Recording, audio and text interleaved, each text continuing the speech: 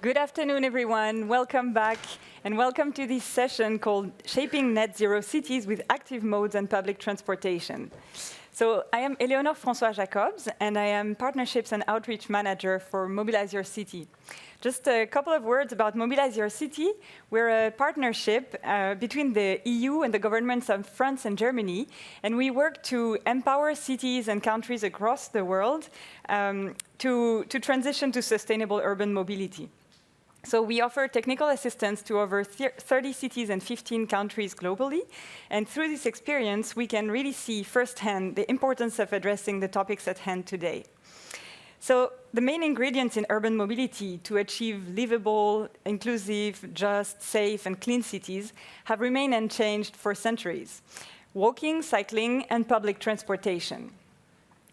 However, cities worldwide struggle to guarantee sometimes even the most basic conditions for these modes of transport to flourish. And so paratransit services are often unsafe and polluting, while they constitute the main public transport offer throughout the global south.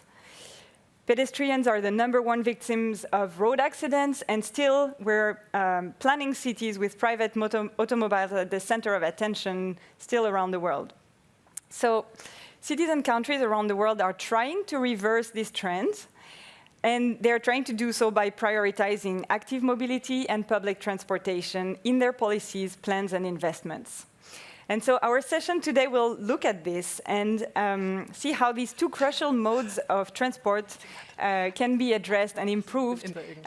We're going to do so first with a panel discussion on paratransit, and then we'll have a session called Ask the Expert on active modes of transport. So before we start the discussion, I'm pleased to introduce Dr. Heike Litzinger, who is the head of the Division on Urban Development, Mobility, Circular Economy at BMZ, the German Federal Ministry for International Cooperation, and who will introduce this session. Thank you very much. Thank you very much, Eleonore. Esteemed panelists and participants here in Berlin, I think we are all really happy that today it's possible to meet in person here, at least with some of us. And we would really like to have everybody else who is virtually participating as well here in the room. But on the other hand, it's great to have like a larger outreach via our video system here. So I think this is a great mixture. Thank you very much for introducing the issues we are going to talk today about. I would just would like to underline beginning that those topics we are going to talk about today, paratransport, and on the other hand, active mobility, and like sustainable mobility in general, are of really high importance for our Ministry of Development Cooperation here in Germany. Our new federal minister, Mrs. Schulze, she is highly experienced in the field of sustainable mobility on the one hand, and really committed to this field of action. We think that global transport transition must succeed if we want to achieve the international climate and development goals. And it must be designed for all. No one must be left behind. Our transformative urban mobility initiative, which we have set up within the ministry together with GIZ, who is hosting today together with the Ministry of Environment this really interesting panel and this whole week, is really fighting against climate change via different modes of sustainable mobility. Together with our international partners, we are promoting the decarbonization of the transport sector. This event is a good opportunity to announce that our ministry just joined the Mobilise Your City Partnership as a contributing partner. And we are really happy that we could take this step. For Mobilise Your City, BMZ will join forces with other partners, such as the European Commission and the French Development Bank, to modernize paratransit and promote active mobility, especially in Africa. Let me start with this introduction with a very short reflection on the informal transport sector, which I consider crucial for a just transition to climate-friendly, sustainable mobility. Informal public transportation, known otherwise as paratransit, suffers from very low service quality, lack of road safety, and is a major air polluter. Nevertheless, the sector provides jobs to millions of people and provides mobility to millions of people. These jobs and this mobility are, however, precarious and often exploitative, especially like the job situation of those who work in this sector.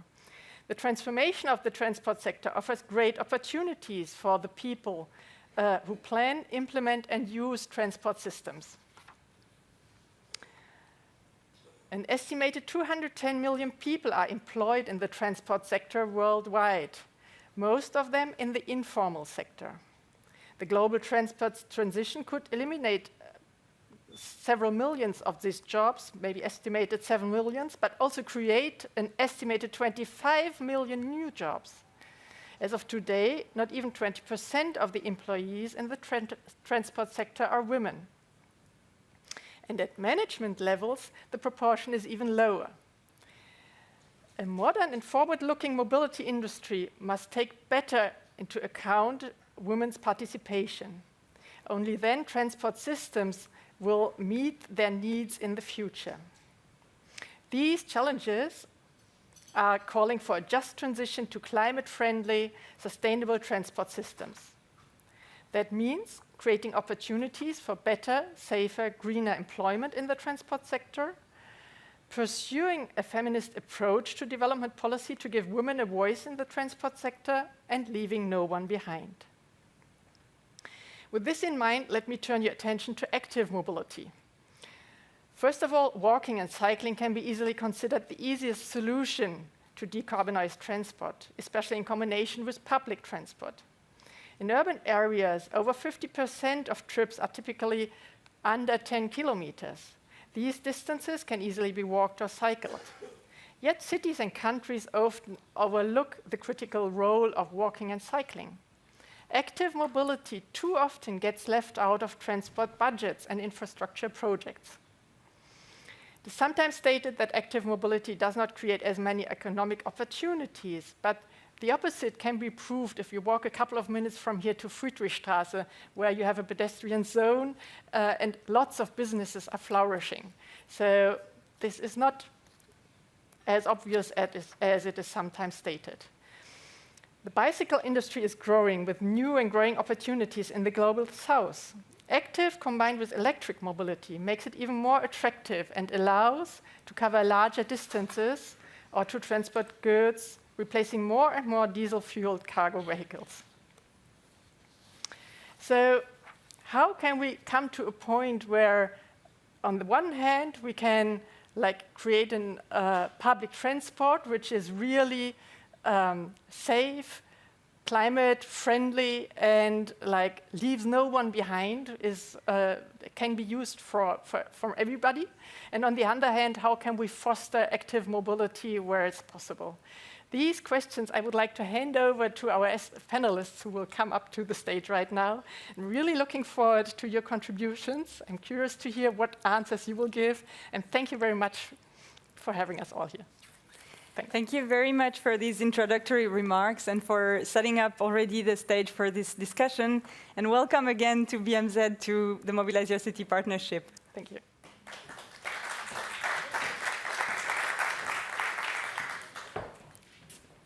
Welcome.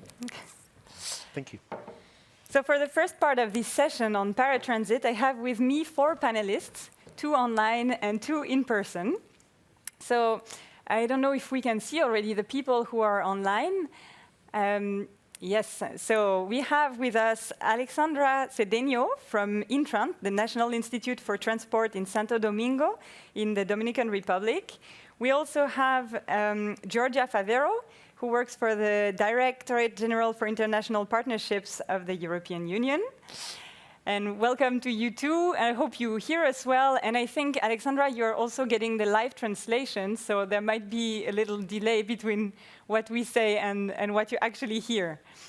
And then I also have the pleasure to have on stage with me Insa Illgen, who is the project director for the sector project Sustainable Mobility and TUMI Vault at GIZ. And Jamie Leather, who leads the Sustainable Transport Initiative at the Asian Development Bank and flew all the way just for us. Thank you very much for being here today. All right, so we have a limited amount of time for this session and many questions for you.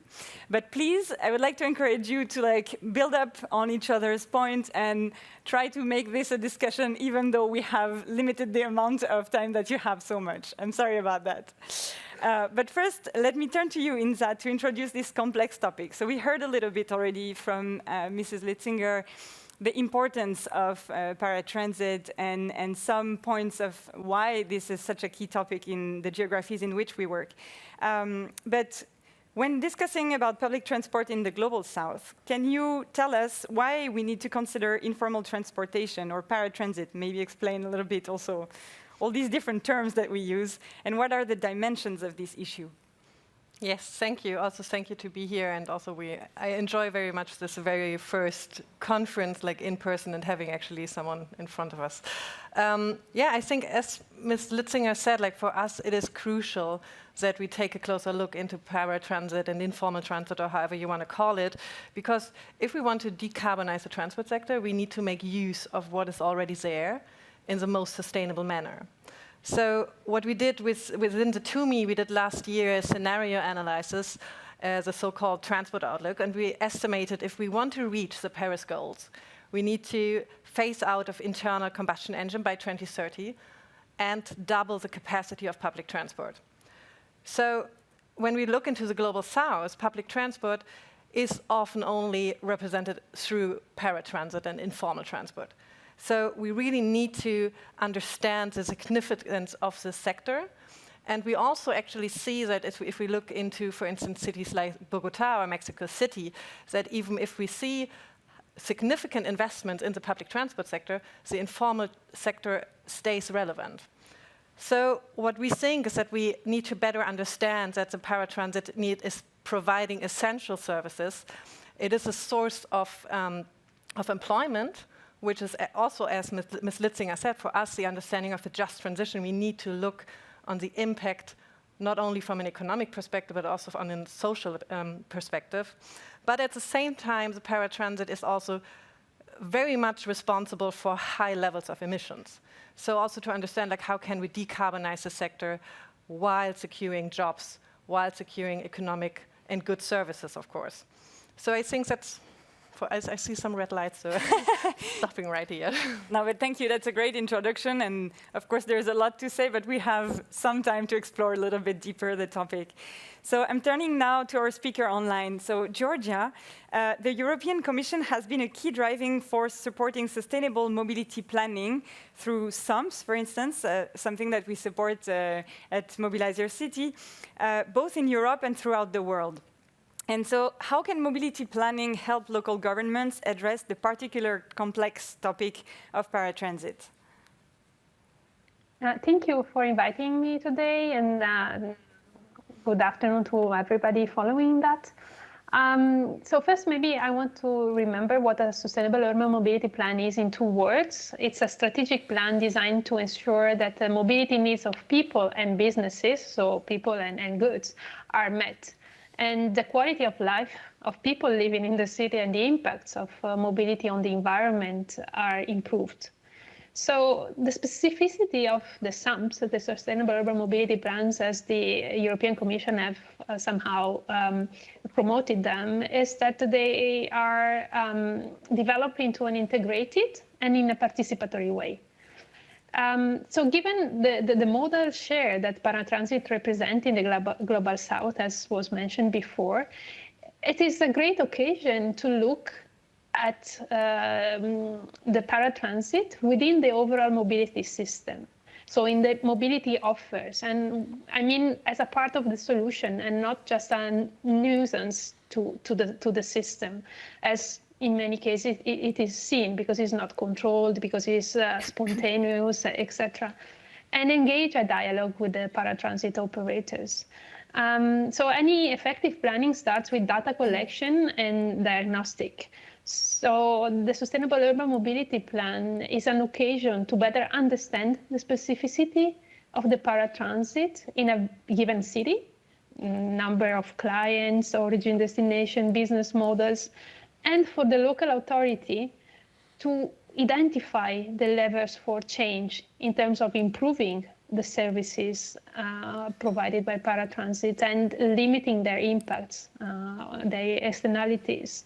And to define also a vision for the city as to define what is their objective in terms of a system, a mobility system that includes all the modes and give more space to active modes and collective transport, including paratransit. So that is how I see it, as an opportunity to really get to start a dynamic that is more proactive and optimizing what is already there. Thank you very much, Giorgia. And so, Jamie, like the European Union, ADB is also a partner of Mobilize Your City, supporting many sustainable urban mobility plans in Asia. And can you tell us what ADB is doing to support the decarbonization of paratransit in Asia? Thank you. First off, echo what everyone else has said, the importance of this event, looking at paratransit and active mobility. There's a huge number of events looking at the more formal metro systems and formal bus systems. So it's great to see these two topics getting put in there. And as was just said, it has to be an entire system that we're looking at. In terms of ADB's specific support, particularly in the decarbonisation, the first example I would go back to is a project we were looking at of e-tricycles, three-wheelers in Puerto Princesa in Palawan in the Philippines, which was operational in 2010, so quite a history going back. Also in 2010, we had the Kathmandu Sustainable Urban Transport Project approved, and that was looking at building on the SAFA tempos, which again are clean three-wheelers or electric three-wheelers. It also had a component to pedestrianize the historical area around the temples in Kathmandu. Unfortunately, a lot of that, with the earthquake, a lot of the finances were redirected to try and rebuild some of the damage that was done during the earthquake. But I think that's the sort of the historical. Bringing it forward to today, what are we trying to provide support with? A whole new raft of public transport systems, so looking at those. But a couple of projects at the moment, we've just approved again through our private sector arm, not the sovereign lending, e-ferries in Bangkok. So we're looking at both along the Klongs, the smaller things, as well as the major Chao Phraya River through the heart of Bangkok. And looking at some more fishing boats and tourist boats around southern Thailand and Malaysia as well. So these are more proof of concept, I think. So I think it's been discussed a lot today, looking at all modes of transport and the need to decarbonize those.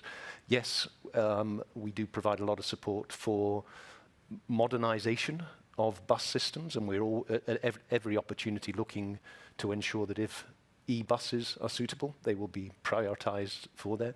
But in terms of the paratransit and the walkability, it's absolutely essential. We have, as I mentioned, some of those three-wheelers, two-wheelers support for the paratransit, and a project that was just approved last year in the home city of the Asian Development Bank in the Philippines, looking at the greenways, we call them, but they're basically pedestrian connectivities to the metro system that runs along the main EDSA, which is the largest road in the city. The problem there, again, like many developing cities, is that pedestrian connectivity has been forgotten about. So yes, you'll build a beautiful new metro system, and you're dumped down on a sidewalk that isn't quite wide enough to get anywhere. So we're supporting the government's, city government, central government, to try and improve the connectivity from that system to the surrounding area to make sure the entire journey is a lot more attractive, and therefore keep the passengers and making sure they don't move to motorbikes or other forms of transport. Thank you.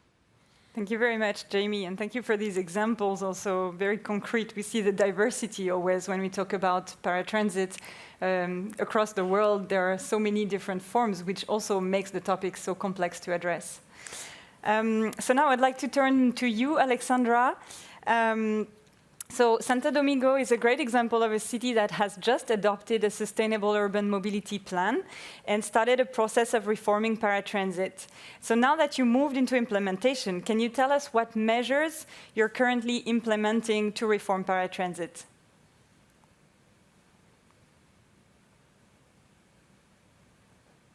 Good morning. Thanks for your invitation. So I'm going to speak in Spanish. My city, this is Spanish. Nosotros somos beneficiarios de la iniciativa de MobiliseYourCity, en la cual hemos estado implementando actualmente el plan de movilidad urbana sostenible. Entonces, dentro de ese proceso de reforma llevamos en curso 18 proyectos, de los cuales incluyen ya de todo el sistema de transporte, la estructuración de lo que son los corredores de transporte público o corredores de superficie. En ese orden viene siendo todo un proceso de reordenamiento de lo que es tanto la movilidad activa como lo que son los ejes o corredores alimentadores de nuestro sistema formal o nuestro sistema de transporte masivo. Actualmente nuestro sistema formal está compuesto por 2 líneas de metro, en la cual hay una que está en proceso de extensión, la línea 2, y la línea 1 en aumento de capacidad. También se están incorporando otros modos alternativos, como es 2 líneas de teleférico, una en operación y otra en construcción. Entonces nos queda formalizar y llevar a la integración, como es alimentadores, a ese transporte artesanal, informal o ese paratránsito, que en nuestro país es muy variado en cuanto a unidades de baja capacidad, que van desde carros de concho, como se le dice aquí, o también motocicletas que prestan el servicio de transporte público. Entonces, estamos en el proceso de formalizar en corredores de transporte público los 6 alimentadores, pero no excluyendo, sino haciéndolo parte integral. El proceso va que de la mano con ese servicio informal que existe en ese eje de intervención o en ese corredor, esos operadores se organizan, se convierten en empresa y forman su estructura empresarial, es decir, que toda la operación del sistema es con las mismas personas que ofrecen el transporte informal. Algunos pasan a ser en el proceso de pensión por su edad, otros pasan a ser choferes de los autobuses con un horario formal de trabajo, con otra calidad de vida en cuanto a seguridad social y un sueldo fijo, y otros pasan a ser socios o directivos de la empresa, dependiendo de todos los puestos que se habiliten. Entonces, el proceso de reforma que se lleva a cabo es insertando esos operadores. La adquisición de las unidades o de los autobuses es por parte de ellos, crean un fideicomiso, tienen garantías sobre esto para poder obtener acceso a los financiamientos y a partir de eso ya crean un nuevo modelo integrado al sistema formal. Entonces, actualmente llevamos 3 corredores en curso con este proceso, insertando a todos esos operadores al sistema y haciendo una integración del mismo.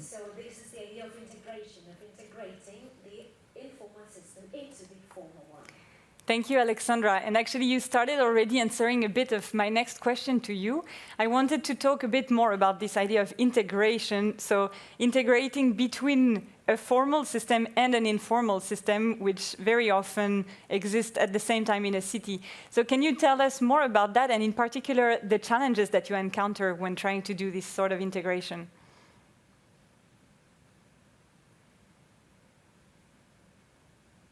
Claro que sí, el principal desafío es el cambio cultural, de llevar el proceso de una manera no formal, no tener que reportar horas de trabajo, no tener que justificar el ingreso que pagan los usuarios. Entonces, este proceso formal, donde es un pago electrónico, queda registrado todos los pasajeros que en el día realizan sus transacciones con el pago electrónico y tiene que haber un equilibrio. Entonces se sienten visualizados, se sienten registrados, pero luego que empiezan a ver lo que les resulta de diferente, porque antes tenían que trabajar 24 horas y quizás el dinero que obtenían en el día tenían que pagar lo que era el alquiler de la unidad o se quedaban que si no trabajaban no tenían ningún ingreso. Entonces ahora no, ahora tienen un salario fijo, tienen un horario. Entonces eso les significa a ellos un desarrollo de calidad de vida.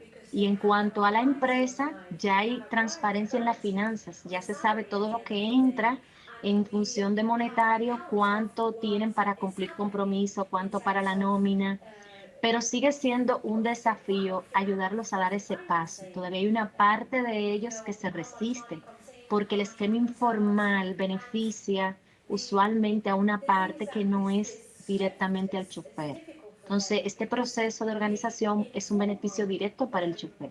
Entonces, en ese proceso de llevar esa integración, de poder realizar un pago electrónico que no siempre es resistencia para quien presta el servicio, sino también para el usuario que está acostumbrando a pagar con moneda y ahora es con una tarjeta electrónica, es llevándolo de manera paulatina. Pero es muy importante cuando se ven los beneficios dentro del sistema, cómo reducen las emisiones, cómo se integran los pasajeros que pasan del metro a los autobuses o cómo se sienten en cuanto a calidad, porque antes andaban en un carro todo sucio o se les rompe la ropa o no hay seguridad porque no hacen un recorrido establecido, no están registrados normalmente, pero ahora no, ahora tienen aire, tienen una condición diferente, el usuario se siente mejor, hay otra cultura. Entonces, en ese proceso, también agradecemos las iniciativas de MobiliseYourCity que nos da seguimiento en cómo vamos con esto y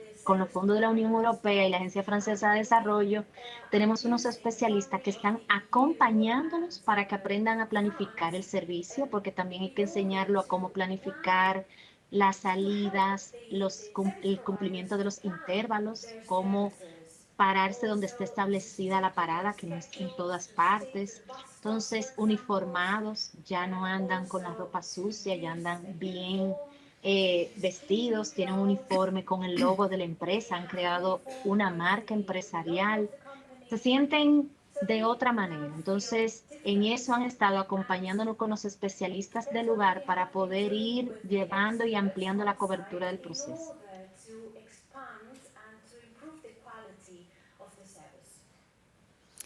Thank you very much, Alexandra. I hear from what you're saying that, as always, in a transition, the change of mindset is really fundamental in the success of this transition. And also, I hear how there is always some loss, but also so many benefits ultimately. And the question is really, how do we ensure a fair transition, especially when we're talking about a topic like paratransit, where we are working with vulnerable populations that already have jobs that are very unstable. And so this is the challenge that we're trying to tackle today, and we'll hear more from you on that. So Jamie, now I'm moving back to Asia. You've been very successful at electrifying a lot of vehicles in Asia. And the electrification of paratransit is obviously lagging because way more complex. So what are the right financial instruments that a bank could use to facilitate the decarbonization of paratransit? Thank you very much. There are a whole range of different financing instruments that are available. We're probably better known for our big infrastructure project loans, so $1 billion to build a metro system. But when we're looking at the paratransit side, what is the most suitable financing decision-making, or what is the business model? Some work we published in 2019 was looking at where would the tipping point be for different modes of transport and where it becomes more cost-effective to purchase and operate an e-vehicle as opposed to an internal combustion engine. The good news is that in many Asian cities, that tipping point is there for certain vehicle types, two-wheelers, three-wheelers, which make up the majority of paratransit, but also fleet vehicles within urban areas, so buses and taxi services. But the key message is there, that's the capital cost and the operating cost. The reason that the tipping point is being reached is that while the capital cost, the upfront purchase of the vehicle is high, the downstream operating cost is lower. So I think the key in terms of the financial instruments that can enable paratransit to move forward is supporting those small, medium enterprises or the single owner operators to have the finances to make that initial purchase. And these are very round numbers. It would obviously vary country to country, but a two-wheeler, three-wheeler E would probably cost around 5,000 for a rickshaw. A jeepney, a four-wheeler vehicle, would probably cost around 10,000 US dollars. That's a huge outlay for someone who's working in the paratransit. They simply do not have access to that kind of capital. So in terms of the financial instruments that may be more suitable, rather than looking at a big project loan, sovereign lending to the government, we could look at a results-based lending. What is the transition? How many e-vehicles are being put into circulation? And the financing goes to support that through funding of the owner-operators and small, medium enterprises. So I think those finances are there. The good news is that the tipping point, so it is actually more cost-effective in most Asian cities now to look at e-mobility, but it's this upfront cost that is required to push and provide that support to make that transition to e-vehicles and away from internal combustion engines. Thank you. Thank you very much, Jamie. That's very interesting to hear also that there is hope and it's actually possible to do something about that. So we've just heard from Asia and Latin America. And Giorgia, you have many years of experience in Africa. How does the topic of paratransit fit into the concept of green cities from the perspective of the EU? And also, especially regarding the secondary and tertiary cities in Africa, which rely almost entirely on paratransit as the main source of public transportation. Can you tell us a bit more about that? Okay, you give me the difficult questions there, because on top of the complexity of the full topic itself, you switch it to Africa, where we know that the power purchase of people is way lower, that cities are growing with very low economic growth. So the difficulty there is really about also, funding the sources, the funding for making, transition happen. But anyway, let me just let me focus on something that we are doing and we are thinking about doing. If you think about green cities in terms of mobility, and it has been said before, there are cities that promote active modes and collective transport, right?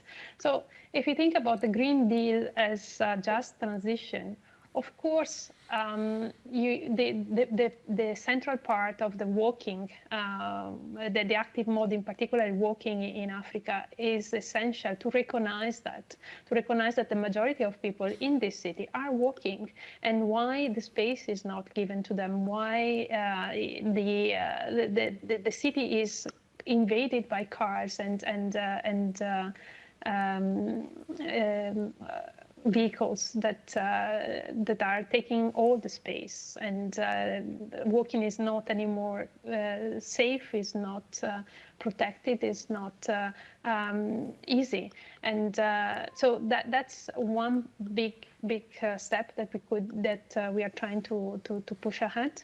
And in particular in Cameroon, we have a project together with new project together with GIZ and AFD that was actually let's say a follow-up of the Sustainable Urban Mobility Plan promoted by Mobilize Your City, which is trying to give again space to pedestrians and redefine the collective transport, which is indeed paratransit, around areas that are made safer and more suitable for pedestrians. And then when we think about this green transition and the role of paratransit in this transition, of course, if we are working both in the land use and mobility, there is a way to improve the service and the effectiveness of the offer. And in particular nowadays with the digital tools that allow a better understanding of the mobility, allow a better service to the clients, allow also these paratransit operators to improve their efficiency, etc., which in turn also normally should provide also better results in terms of environment. And then finally, of course, greening the fleets. Greening the fleets is much more difficult because of, as I said at the very beginning of my speech, in terms of funding, where are funding available and how to. There are solutions that are more suited to banks. As James was mentioning before, loans and credit to small and medium enterprises. What we do at the Commission is trying to support that through guarantee schemes that are allowing our partner development bank to go into markets that are a little bit more risky for them, and therefore to improve access to finance to small and medium enterprises, or in particular urban service providers. And finally, we have some also in terms of research program, some pilots, for instance, in Kigali, in Dar es Salaam, of e-mobility for last mile connectivity. And finally, I think from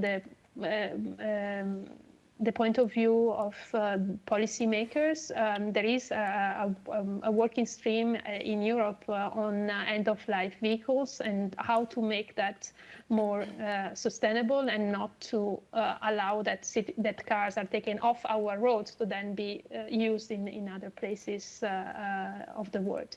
Thank you very much, Giorgia. Very much in the red part of the you mentioned it was a tricky question, so I let you a little bit more time to answer it.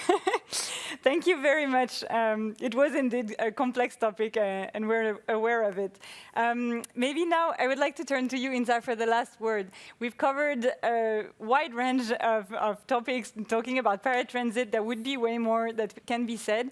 One thing we haven't talked about, and that to me I know is already working on, paratransit, like many other urban mobility area, is dominated by males.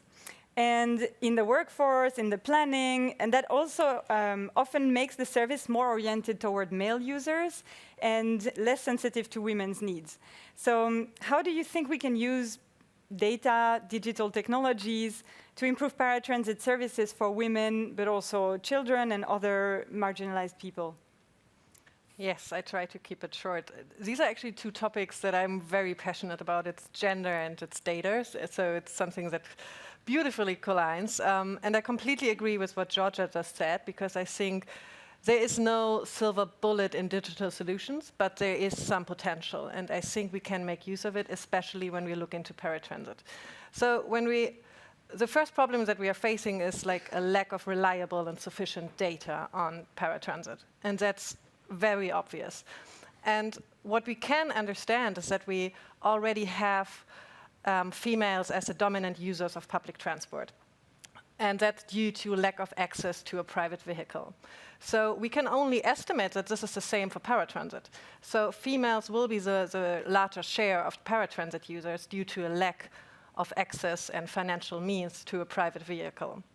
So for us, it's really important that we look into what does this mean for women. And for instance, our colleagues from EBRD did a study in Egypt that, for instance, 70% of the female users avoid using public transport due to sexual harassment. So they just avoid to move around, to make a decision to even get on the train, to get on the bus, or to take a paratransit mode. So that's really like, let that sink in. It's not only like how we move, it kind of prevents us from moving.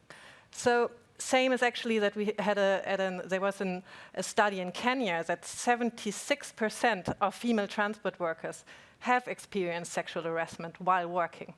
So that's no work environment that we want to like stand for, and that cannot stay the same.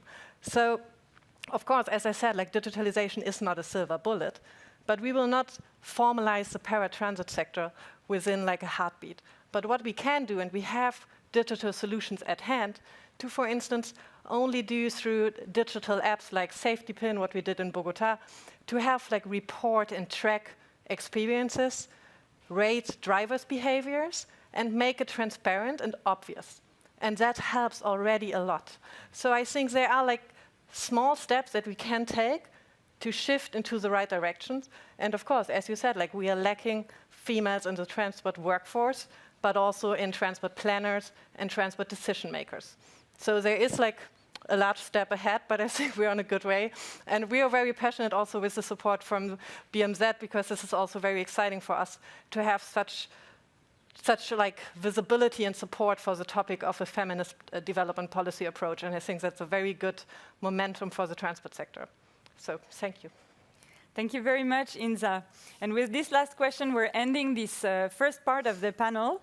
So thank you all to the speakers who joined us here in person, but also online. We just touched a little bit upon this so complex topic, and there could be so much more to be said.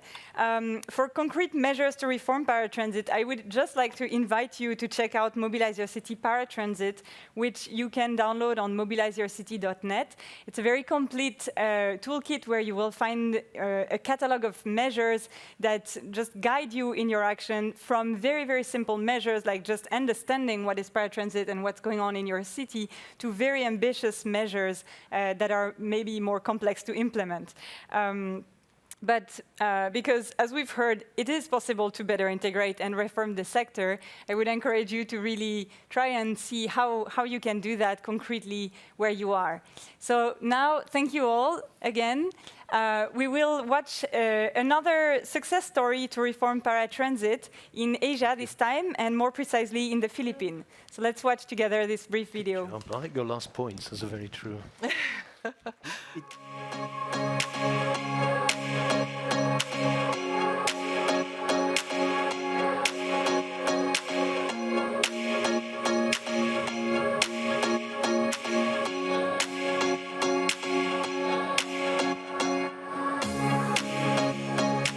In the Philippines, we have at least 100.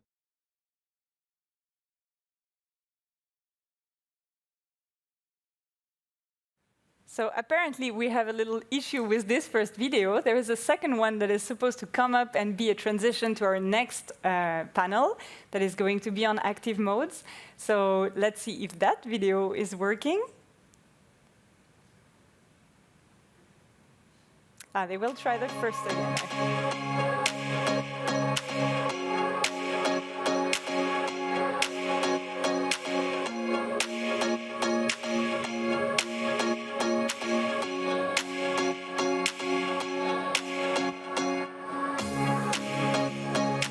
In the Philippines, we have at least 160,000 units of jeepneys. The objective really of this PUV modernization program is providing the commuters public transportation that they deserve. So we're reforming that system already. We're changing the units, we're modernizing the units so that it will be more comfortable, more safe, more roadworthy for these commuters, so that we bring back the dignity of commuting to the riding public.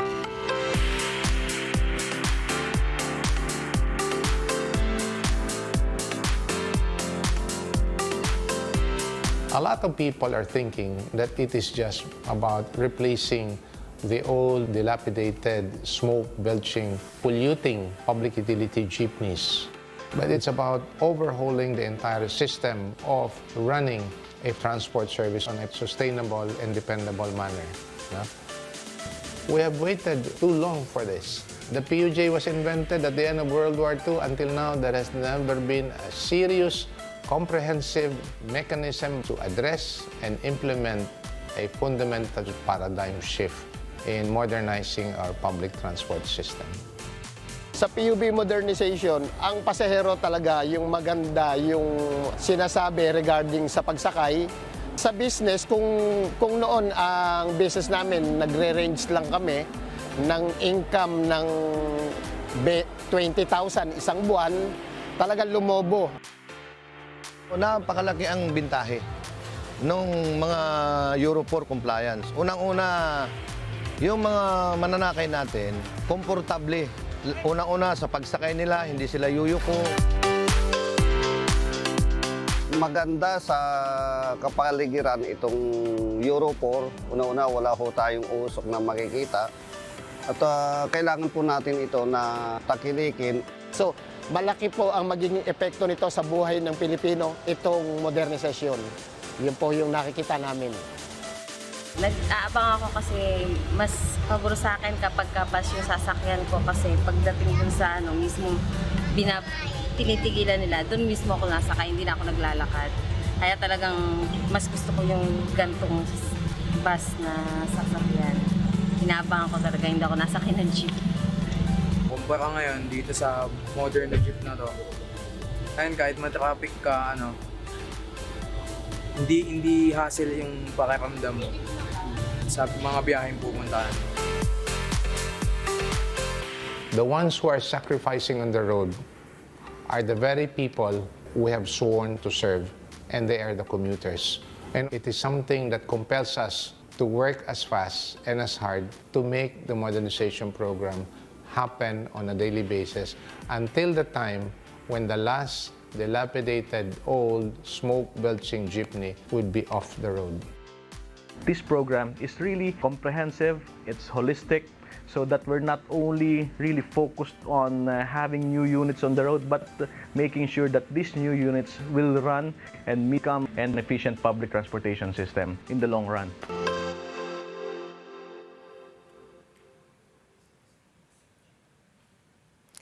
Thank you very much for this inspiring video that ends our session on paratransit. And now we're going to move to a second session on active modes this time. So the second ingredient for sustainable urban transport, with a video before I am joined here by our next panelist. Thank you very much. En Costa Rica, el modelo carrocentrista ha hecho que el sector del transporte sea responsable por el 54% de las emisiones totales nacionales de gases de efecto invernadero. Por esta razón, los cambios en los paradigmas de movilidad se han vuelto una prioridad para algunos de los gobiernos locales, como es el caso de la Municipalidad de Curridabat y la Municipalidad de Montes de Oca. Estas municipalidades han adaptado sus políticas para fomentar una movilidad más activa, como es el caso del proyecto de Ciudad Dulce en Curridabat o la implementación de la primera ciclovía ciudadana del país, coordinada entre la Municipalidad de Montes de Oca y los colectivos urbanos en el 2015. En el 2018, ambas municipalidades deciden unirse para presentar un proyecto para el fomento del ciclismo urbano a Euroclima Plus, quien aporta 400.000 euros para implementar la ciclovía al este, además del acompañamiento técnico necesario por medio de la GIZ. Ese mismo año se empezó el diseño y la definición de los trayectos que se demarcarían. Se realizaron talleres con ciclistas para definir las rutas más utilizadas y se hizo una adaptación tropicalizada de la metodología holandesa de diseño de ciclorrutas conocida como CROW.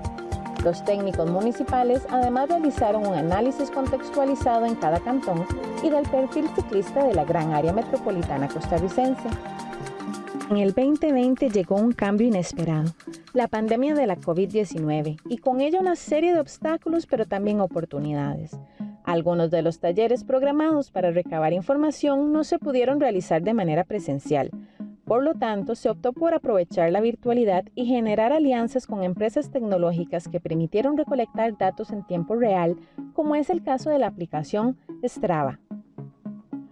Los colectivos ciclistas del país aprovecharon la situación para pedir ciclovías emergentes y de esta manera se involucra el Ministerio de Obras Públicas y Transportes, quien por medio del Consejo de Seguridad Vial COSEVI diseñó los planos para implementar los primeros 4 kilómetros de ciclovía al este en el cantón de Montes de Oca. Con estos primeros 4 kilómetros se logra comprobar que la colaboración interinstitucional para este tipo de proyectos es posible en el país, logrando que el gobierno central, los gobiernos locales y la ciudadanía trabajen juntos por un objetivo común. En la segunda mitad del 2021 se arranca con la implementación de los restantes 17 kilómetros, logrando un total de 21 kilómetros de ciclovía entre ambos cantones. La Municipalidad de Curridabat además logra firmar un convenio con el Instituto Costarricense de Ferrocarriles, INCOFER, para incluir en el proyecto la adaptación de un andén cicloamigable. En esta etapa del proyecto, además se potenció la comunicación con las comunidades. Se realizaron reuniones directas con vecinos, se produjeron materiales informativos sobre el uso de la ciclovía, sobre sus elementos y las leyes aplicables, se realizaron gestiones de prensa y se publicó una serie de 6 talleres virtuales de ciclismo urbano con expertos. Con la implementación de la ciclovía al este, se espera beneficiar a un total de 160.000 personas de población flotante entre ambos cantones, así como 138.000 personas residentes y 75.000 estudiantes universitarios. Este es un proyecto piloto en Costa Rica que busca ser replicado en otros cantones por medio de la Red Intercantonal de Movilidad Activa.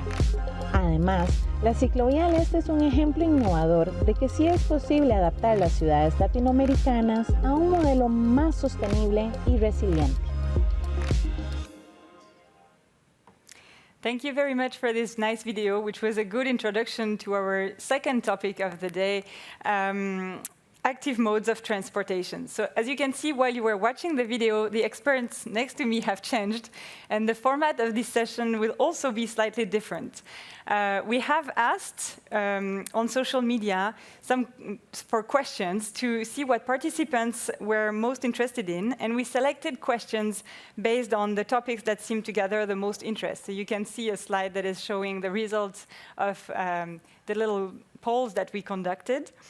And so we have with us today 3 experts, one online, which will offer 3 different perspectives because they are representing a bank, a municipality, and a research organization.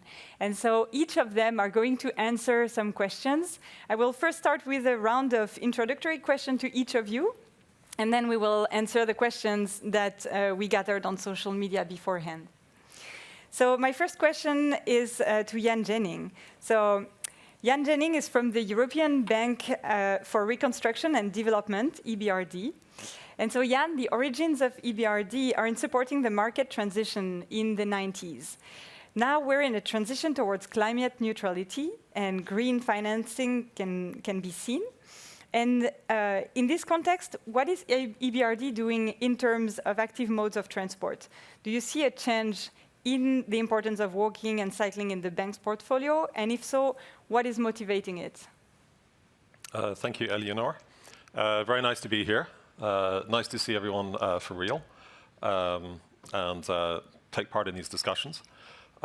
Very interested in the discussions this morning and the 5 pillars that were mentioned from your colleague of the WRI. So we're in the 3rd pillar, the investment side. But I would say we're also keenly supporting the other ones as well. And in particular, Pillar 5, I particularly liked, which is about motivation. So I think everything today is about motivation. EBRD is a loan finance institution. So we don't decide projects by ourselves. We work with clients. And some of them are in the room here, from Sarajevo, Novi Sad, Skopje online. So we work with our clients to go through solutions and look at the right kind of projects to invest in. And we invest across the board, whether it be in the infrastructure side, or whether it be in the fleet side, or whether it be in mining, supply chains, we heard about that, making batteries, working with public sector, private sector, and whether it be in small cities or large cities. So our first electric bus project, for example, in Batumi, Giorgia, is a city of 120,000 people. So let's not forget that lots of people live in smaller places where they have to do amazing things. I think the first thing that we see is diversification. So in the last couple of years, the kind of projects that we get involved in are diversifying. So we're not just doing the traditional stuff, the building roads. We're starting to get involved in new fleets. E-taxis, e-buses, of course, was already mentioned. And e-scooter projects. We're starting to engage in these markets and to see where the financing needs are. And as a financing institution, it's not the same proposition. The financing of e-scooters is a venture capitalist market. It's risk finance, and we have to find out how we can be additional and work with that market. But one thing that's coming out clear from discussions that we're having is that they want to see us in that market because we can help with regulatory support and integration of planning. So there are key things that we can do. And how are we doing it? We're working with partnerships, Mobilize Your City, for example. We also have our own Green Cities program, and we work with GIZ colleagues, with UITP, and with the North American city transport officials.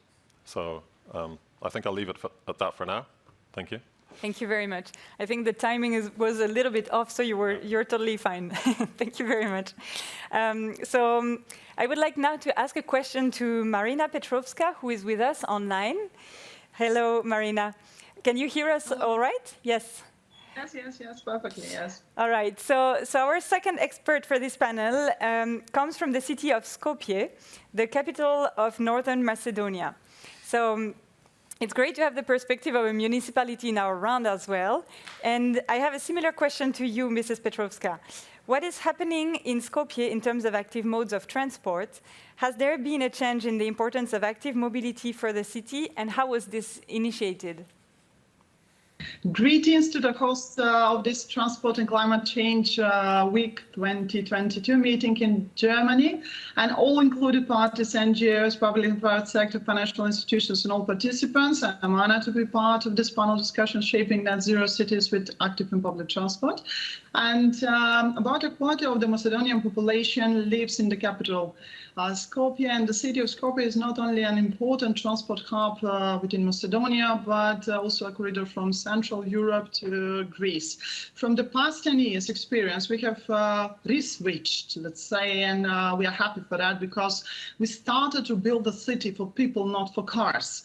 It's well known that before the catastrophic earthquake that hit Skopje and demolished into the ground 6 years ago, the city of Skopje has got cyclists, and it's well known about 34% cyclists, but rebuilding in the modern capital each year, decreasing the number of cyclists. So in a comparison, 2000, we've got around 2% of cyclists, in 2010, 1.4. So we concluded that we have a problem and not using alternative modes of transport. Skopje, like all capitals in Western Balkans, suffers from a bad air, and it's in the fifth most polluted cities in the world, according to World Health Organization. So it has traffic jams, stuck car traffic, irregular parking, and the click was after receiving the Covenant of the Mayors as documented in 2009. So the city of Skopje has agreed networking with other capitals, share experiences between themselves, and reduce for 20% CO2 in 2020. So the lack of alternative transport modes consider building bike lanes, and a coordinative body was established. So a plan 2014-2017 was established, which included 56 kilometers uninterrupted bike lanes network across the 10 municipalities in the city. So also helped the funded project by Civitas, that's the SUMP, Sustainable Urban Mobility Plan.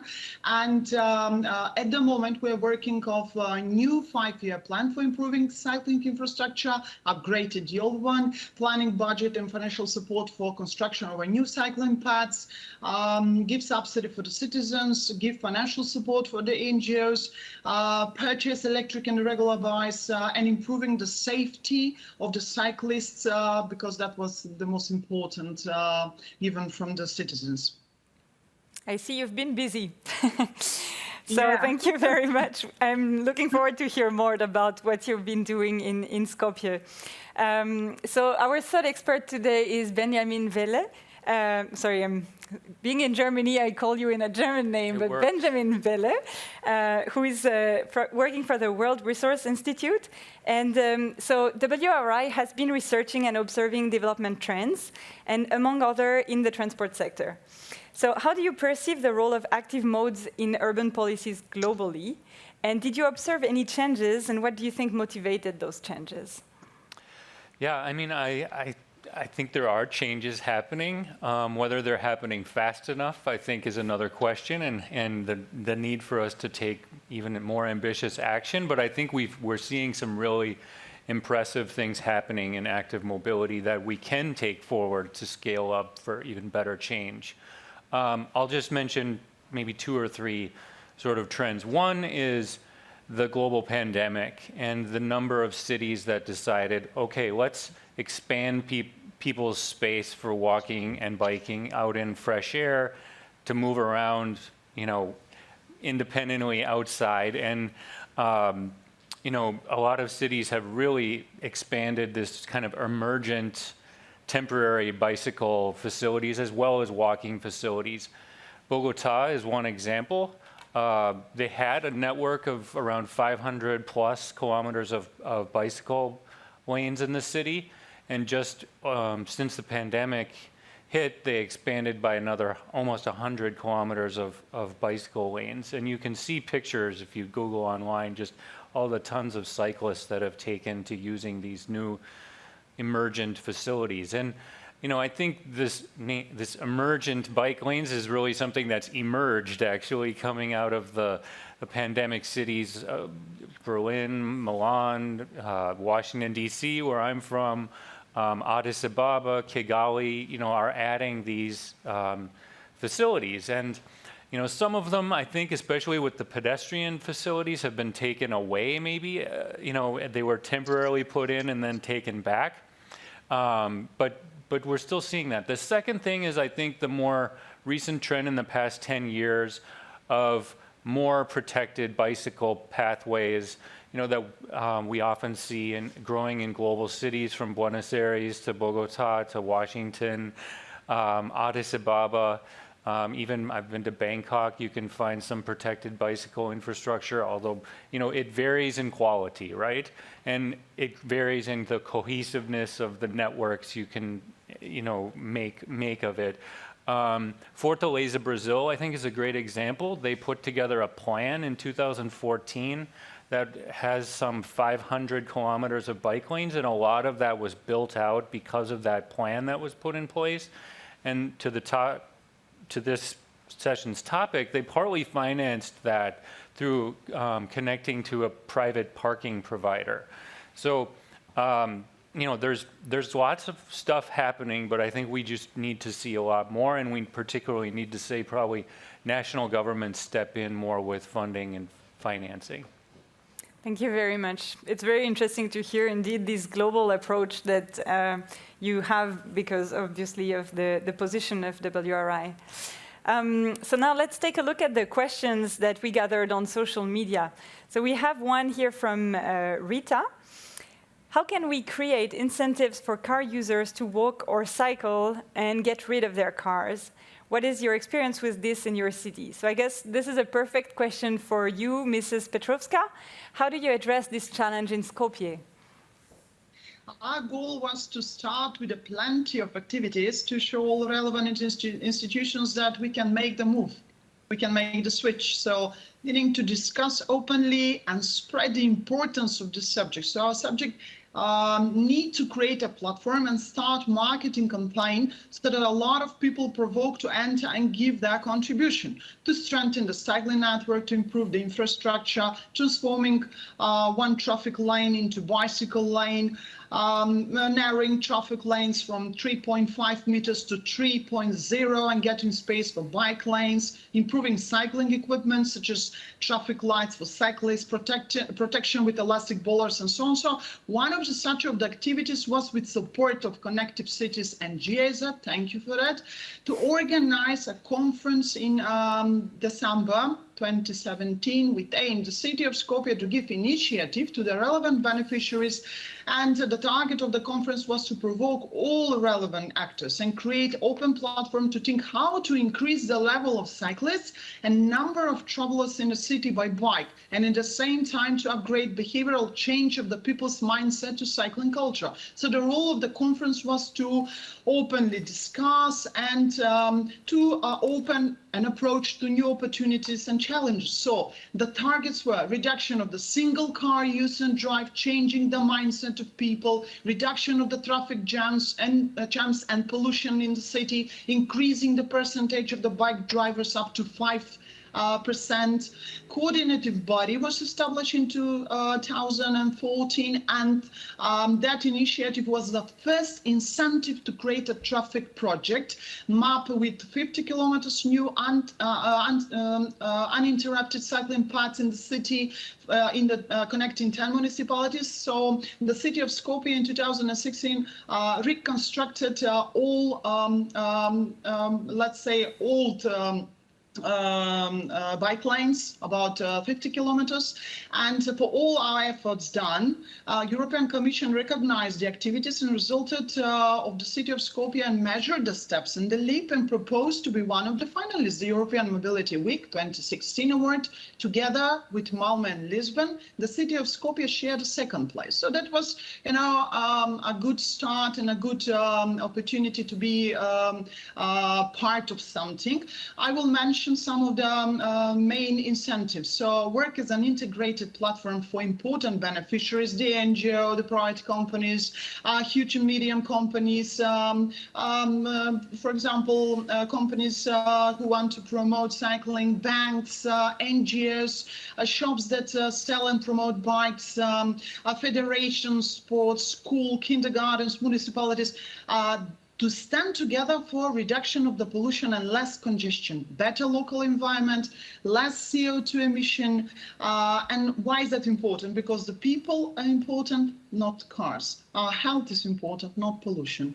So we were working out the traffic congestion and parking difficulties, air pollution and noise, lack of pedestrian zones, and switching and raising awareness and perspective about new parking lots for cyclists and garages, cycling like a behavior, so putting pillars on the cycling lanes dedicated for bikes, organizing cycling spring festival, campaign for parking areas and garages, cycling ambassadors, and so on. Why? Why to cycle? Because it's easy and convenient, it's quick, it's cheap, no age for cyclists, give freedom and liberty, and connected with public transport. Thank you very much. This is very inspiring. I hope everybody took note. There are a lot of actions in there that you shared with us. And we did indeed receive quite a lot of these questions on this topic, like should we disincentivize the car driving or rather focus on promoting active mobility? And I guess this is really a mix of both actions. And so, yeah, a great example in there. So now I have a question for you, Jan. So also coming from us from online. So this time, Pat is observing that walkways and cycle lanes often do not get the same attention and funding as mass transit system. So maybe you can tell us, because Pat is asking, I often feel that investments in BRTs or other mass transit systems are being prioritized while investments into walkways and cycle lanes rarely receive funding. So what are the reasons for this? And how could we create projects for active modes that receive funding? Okay, thanks for the question. I'll try and give an honest answer.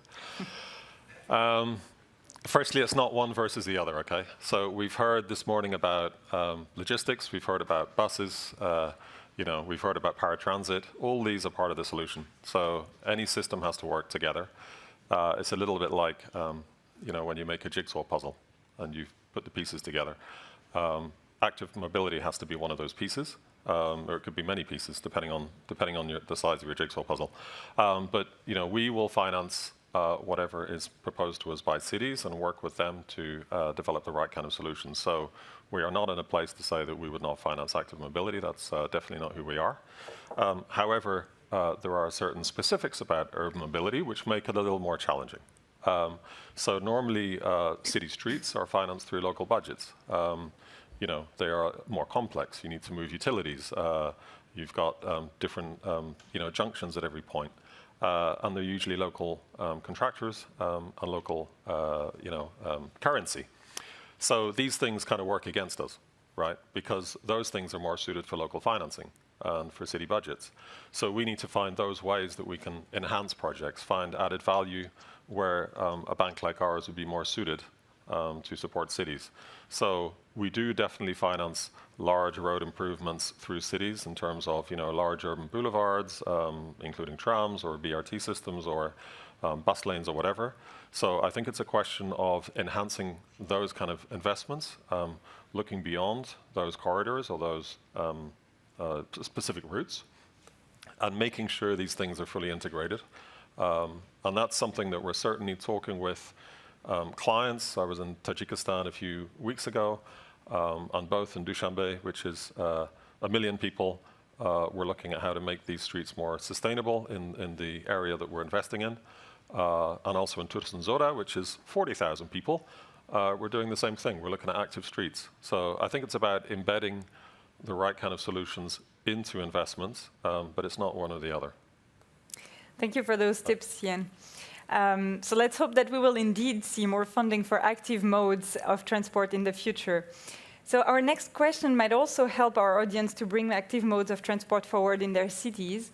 Benjamin, maybe you can help us with that one with your global perspective from WRI. So what are examples of successful decision-making and consequential financing for walking and cycling? And what would you say were key aspects for the success? Yeah, I think Francisco asks a good question online. And, I guess I would maybe make one statement that was to have a good plan in place. So, have a walking and biking plan or a SUMP that includes a strong element on walking and biking.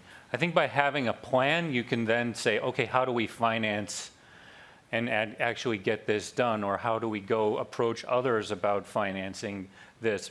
One example is something we've supported the city of Addis Ababa on to develop an NMT strategy in 2018. As part of that, they indicated that they would develop 200 kilometers worth of cycling corridors. And they don't have a lot of money sitting around for, large infrastructure projects or even smaller infrastructure like bicycle corridors.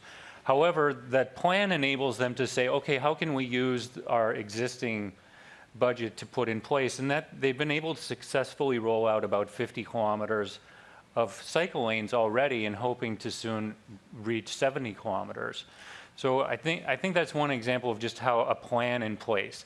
Now on a larger scale, you can take maybe Ireland, which has said, as UNEP and others have recommended, you should devote at least 10% of your transport budget to walking and cycling. And Ireland has taken that a step further, saying they'll devote 20% of their transport budget to walking and cycling. I would like to see how that's actually working in practice, because it's a pretty significant commitment.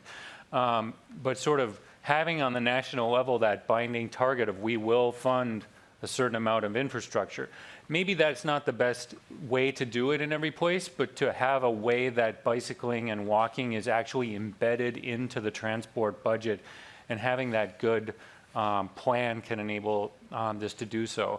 I'm over time, but the last thing I want to mention is things like BRT or other large infrastructure projects. I think this is to the last issue, but don't think about these in vacuums.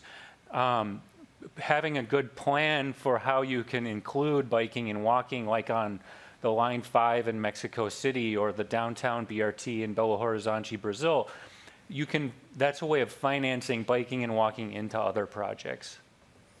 Thank you very much. These are really great examples at different scales that I think will speak to everyone. So there is a last question from Heike to Marina this time. So our next question brings us back to the funding domain and to other sources of funding that we may also consider when it comes to securing money for walking and cycling. So Heike is asking, what can be the role of the private sector in promoting active mobility through systems such as e-bike sharing and minimizing financial burdens on city administrators? So maybe Mrs. Petrovska, do you have any public-private cooperation going on in Skopje? And what is your opinion on the role of the private sector in reducing the financial burdens on municipality? Should we involve private companies more in funding active mobility? Yes, of course. Private sector in the city of Skopje has contributed and has a very important role. Private partner with the city can promote and encourage cycling a lot.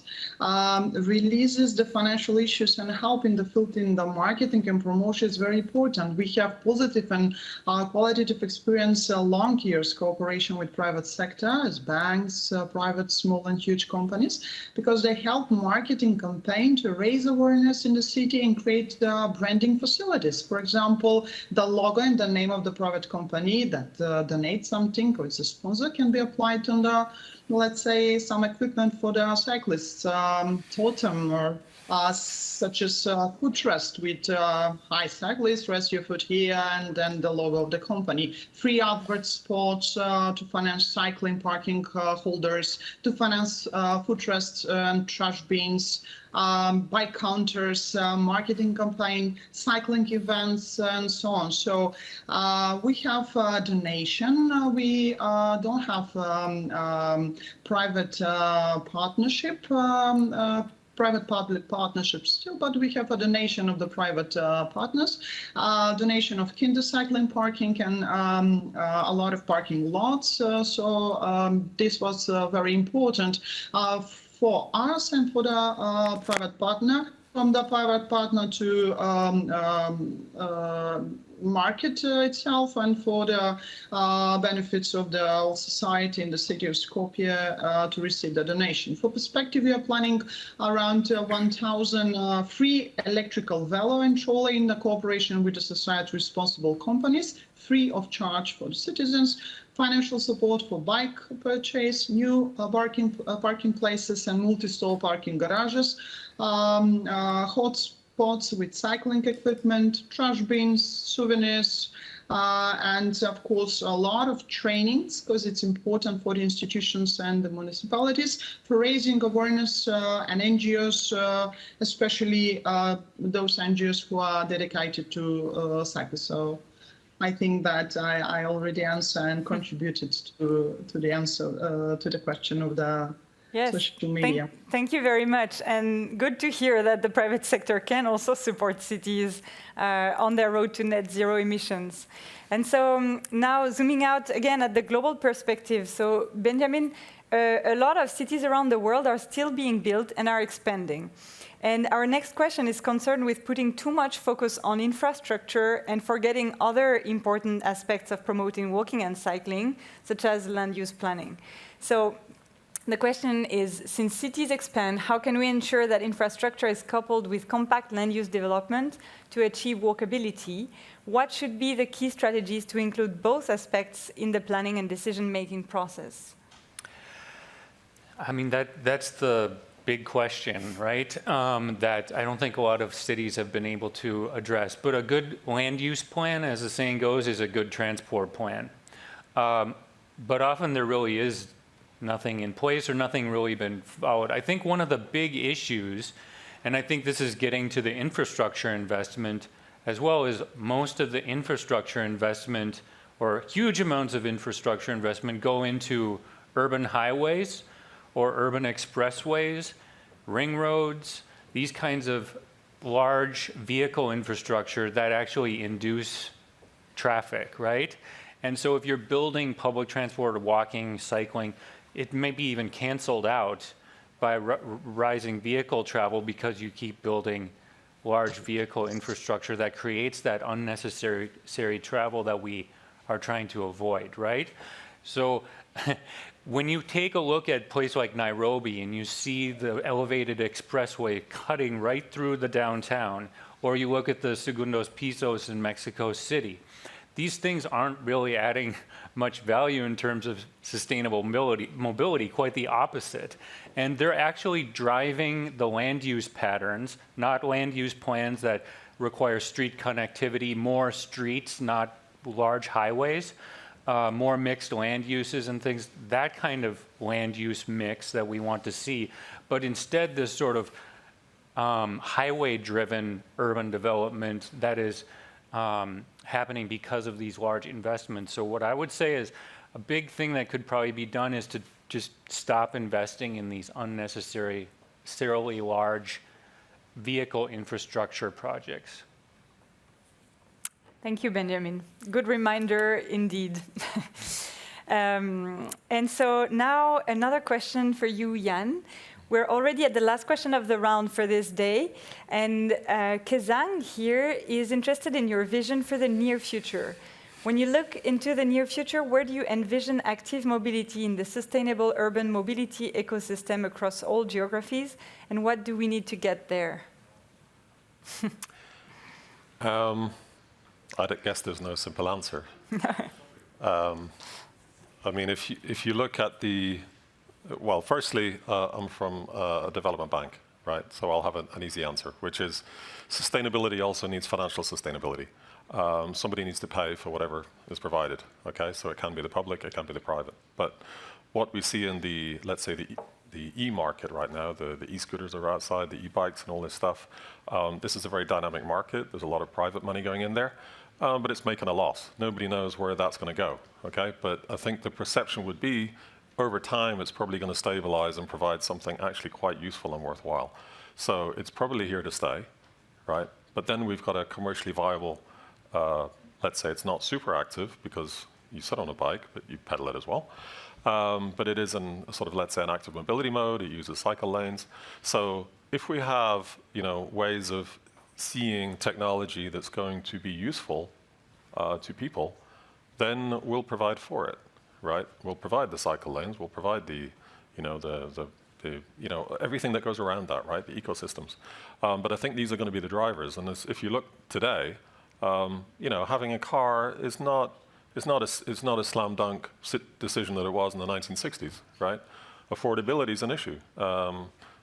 Congestion is an issue. Car ownership is an issue across all of our countries. So these things have to create challenges, and active mobility will definitely have its place. That's for sure. I think it's really about how we articulate this, how we regulate it as a city, how we support that. I think the private providers that I've already mentioned are actually quite looking forward to cities that take an active role in regulating and in, ensuring that stuff is done safely and properly. I think there's a real space for us to work in that area and help. And I would also say this kind of arena, coordination, is also key, right? Being able to work together, WRI, with ADB, etc., finding those spaces, those sweet spots where we can all, work and provide that sort of interconnected urban mobility solutions, will mean that we can all find some place in this future world, as and when it emerges. Thanks. Thank you very much. I couldn't agree more with those last words. As a representative of the MobiliseYourCity Partnership, we see really every day the strength that there is in bringing actors together that each bring different perspectives and different expertise and combine those to best serve our member cities and countries. Thank you very much to the three of you, and thank you to our panelists who joined us this afternoon. This was a very, very rich session. We had decided to bring together the topics of public transport and active modes because they are key ingredient to sustainable mobility. We also, as MobiliseYourCity, since we work in the Global South, for us, public transportation really is about informal transport primarily. And we have noticed through the experience that we have in the countries and cities that we support, how much it's important to push forward the topic of informal transport because it's so little addressed while it needs so much attention. And so if we are to go to net zero cities, we can't say it enough. We really need to target these topics. We've heard today a lot of very concrete actions and solutions. So I think we go back with a lot of inspiration. And so I just wanted to mention that if you're interested in learning more on the funding of active modes, we will have a training on this topic on May 25th. And you're also very much invited to join the conference of one of our partners, Kodatu, in Dakar in October on sustainable mobility and climate as well, where these two topics will be discussed further. Thank you very much again to all of you online who've been following us and sharing your